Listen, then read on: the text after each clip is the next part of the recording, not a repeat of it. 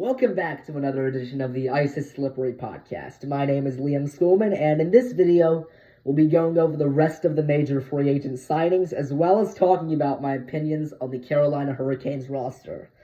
Speaking of Carolina, Nikolai Ehlers has chosen the Carolina Hurricanes. We signed him to a 6-year deal, making $8.5 million a season. It's about the contract I expected, but most importantly, Carolina finally locked up a playmaker long-term. The other move we made is we officially traded for K'Andre Miller. I noted that was something that could very easily happen in my last podcast, though it was a loftier price than I expected. First and second round picks in 2026, as well as young defense prospect Scott Morrow. We also signed Miller to a long-term deal, 8 years, $7.5 million annually. My honest opinion is that we overpaid for him. Does he have potential to be that good? Yes. Is he about to enter his prime? Probably.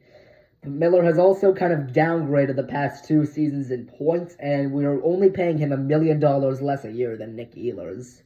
I'm very curious to see where this goes, though. There haven't been many other big names moving around. The most notable one is Mikael Granlund signing a 3-year, $7.5 million contract with the Ducks. Obviously, the Ducks had that cap space, but they don't really need another center, and this is crazy money for a player who is past his prime.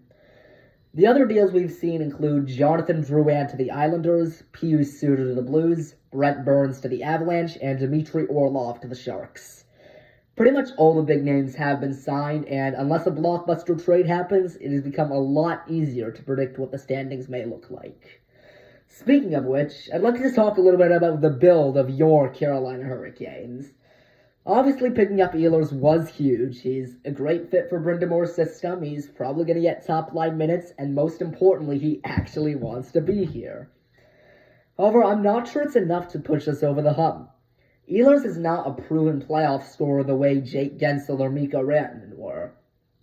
With Winnipeg, Ehlers had 9 goals and 21 points in 45 playoff games.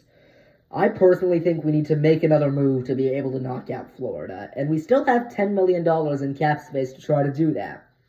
The biggest name for a trade floating around is Dallas Stars forward Jason Robertson. Robertson becomes an RFA after this season, and considering the Stars' cap situation, this could be a move they have to make. It's going to be a little harder since we traded one of our first-round picks to the Rangers, but anything is possible in the National Hockey League. Now, I don't think anything is going to happen until we get closer to the trade deadline, but we'll see.